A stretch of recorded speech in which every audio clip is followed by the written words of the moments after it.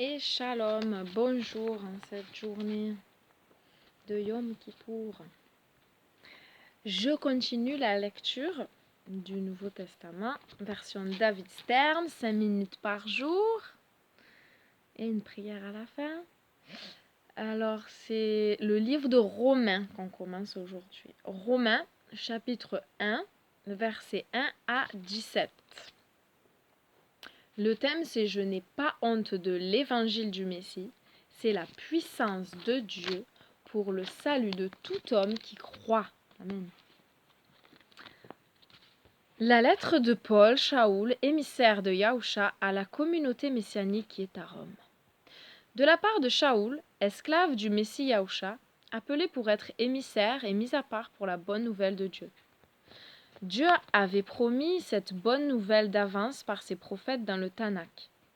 Elle concerne son fils, descendant de David selon la chair. Il a été déclaré avec puissance fils de Dieu selon l'esprit et mis à part par sa résurrection d'entre les morts. C'est Yahusha le Messie notre Seigneur. Par lui, nous avons reçu la grâce et la charge d'émissaire nous a été donnée afin que nous prêchions l'obéissance, fondée sur la foi, à tous les païens dont vous faites partie, vous qui avez aussi été appelés par Yahusha le Messie. À tous ceux qui se trouvent à Rome, aimés de Dieu, appelés et mis à part pour lui, à vous tous, grâce et shalom de la part de Dieu le Père et du Seigneur, Yahusha le Messie. Premièrement, je remercie mon Dieu par Yahusha le Messie pour vous tous, parce que la renommée de votre confiance en Dieu se répand dans le monde entier.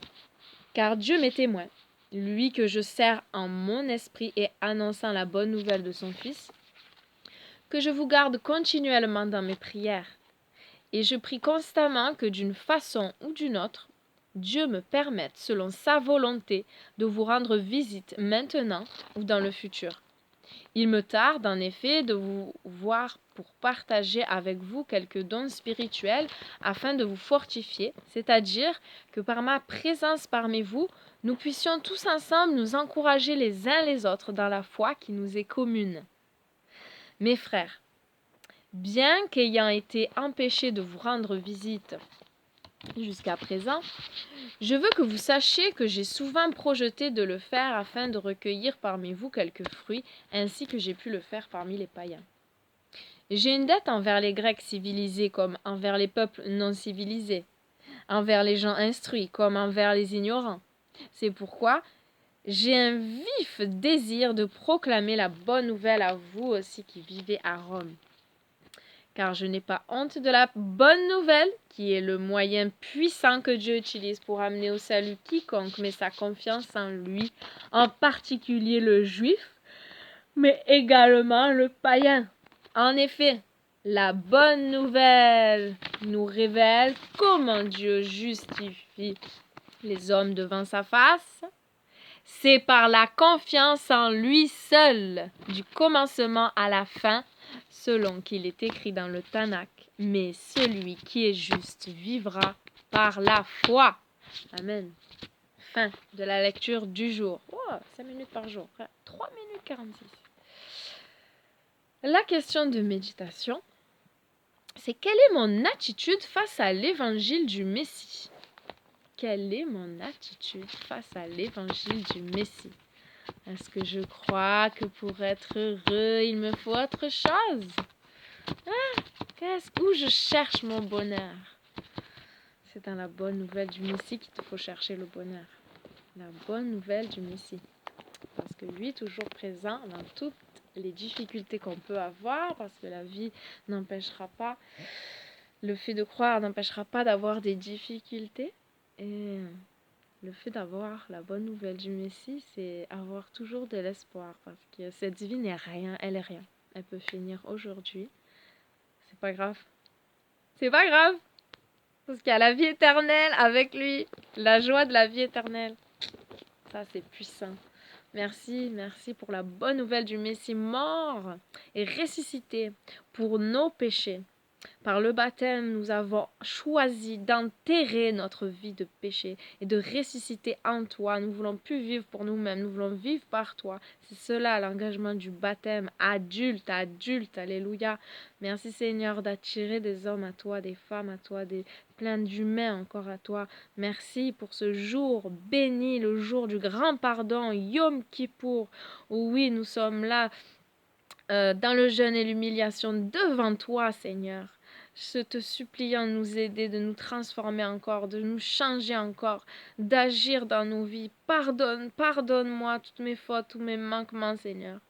Regarde-moi et sonde-moi si je suis sur une mauvaise voie. Conduis-moi dans la voie de l'éternité. Oui, je veux te suivre jusqu'au bout. Je prie que vraiment tous, chacun de nous, croyant en toi, nous puissions nous placer vraiment devant la croix, devant toi, aujourd'hui spécialement, et faire le bilan de notre année, te demander pardon pour chaque point, Seigneur. En toute franchise, sincérité, assurément, tu es celui qui nous pardonne. Merci, merci de nous pardonner. Merci pour ton sang qui n'a pas coulé pour rien. Merci parce que ce, ce sang-là, il est plus précieux que tout l'or du monde. Il n'y a pas de prix égal à ce sang. C'est le prix par excellence, le plus grand des prix. Merci mille fois. Mes mots, mon merci sera toujours petit comparé à ce que toi tu as fait pour nous. Et oui, et cette œuvre est si grande que oui, on ne veut pas négliger un si grand salut. On veut changer, marcher en nouveauté de vie, marcher en sainteté, allant de plus en plus à ta ressemblance, de gloire en gloire à ta ressemblance, dans le perfectionnement, oui, de la sanctification en toi, parce qu'avec toi, toi en nous, cela est possible. Tout seul, nous ne pouvons rien faire de bien. Le bien que nous faisons, il vient uniquement de toi. Que personne ne se glorifie du bien qu'il fait. Le bien que nous faisons vient de toi. À toi la gloire, Seigneur. C'est toi qui mets le bon trésor en nous. Et nous, quand nous faisons du mal, c'est parce que nous allons chercher dans notre chair humaine des mauvais désirs. Nous puisons dans le mauvais trésor de notre cœur. Viens à notre secours, Seigneur, pour que cela n'ait plus lieu. Rends-nous pleinement captifs à toi. Toutes nos pensées, Seigneur. Toutes nos pensées captives à Christ, à l'obéissance à ta parole. Merci Seigneur. Donne-nous toujours faim et soif de ta parole. C'est ta parole qui nous lave et nous purifie. Merci Seigneur. Nous voulons cela, Seigneur, se nourrir, nourrir notre âme. Ah, merci Seigneur pour ce jour, oui.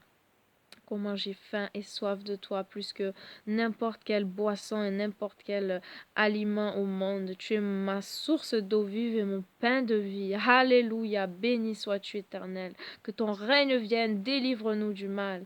Alléluia, alléluia. Béni soit tout le monde et surtout notre Seigneur. Amen. Merci pour tout. Allez, belle journée en lui.